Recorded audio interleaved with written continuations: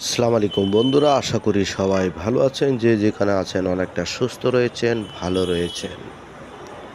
চলছে ডিসেম্বর মাস।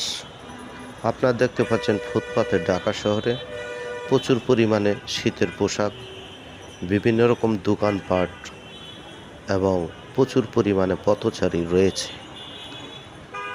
বিভিন্ন জন মার্কেটিং করতে বের হয়েছে এবং অনেকজন রয়েছে ঘোরার জন্য। তাই দেখতে পাচ্ছেন প্রচুর পরিমাণে রাস্তায় ট্রাফিক যানজটও রয়েছে।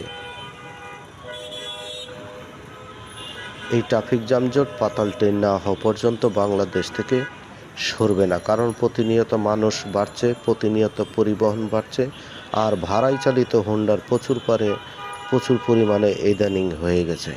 আগে কিন্তু কখনো এইরকম ছিল না। সবাই ভালো থাকবেন। আল্লাহ হাফেজ।